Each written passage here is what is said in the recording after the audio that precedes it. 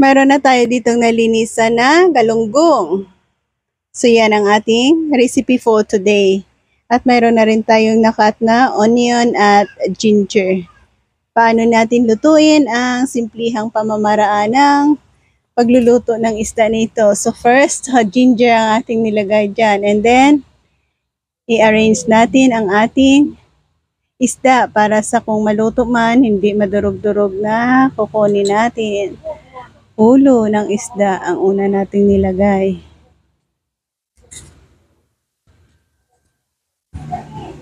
Galunggong. Anong recipe ang ating kayang ibahagi na naman sa inyo dito? 2, 4, 6, 8. 8 na pirasong isda ang ating 8, 9, 10. 10 pieces isda and then siling haba. Wow. Any idea? Next, onion again. Plus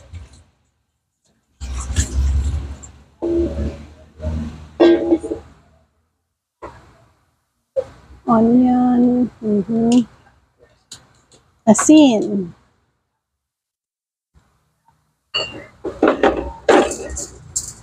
Saktong alat lang. Suka.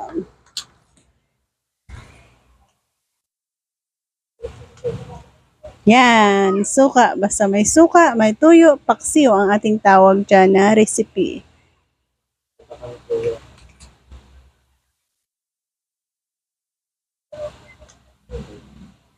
Yan. Okay.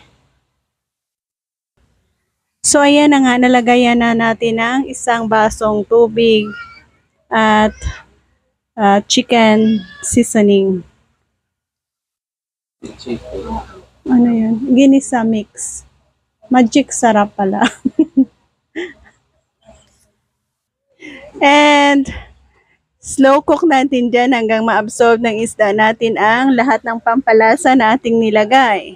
Balikan ko kayo kung ano ang kanyang look after na maluto na. So, dalawang klaseng isda ang ating ibabahagi sa inyo. Another recipe ang gusto kong ipakita sa full video. Itong, anong tawag nga ng isda na yan? Tamban. Tamban. So, ito ay galunggong. Paksiw na galunggong. Next. Ito naman ay ang laki ng tamban. So, ibabahagi ko sa inyo kung ano namang recipe dito in a separate video. Yan. So, ayan. Open. At ang bango. Yan ang ating gusto. Ang mayroon tayong sabaw. Pero hindi pa natin dyan i-end.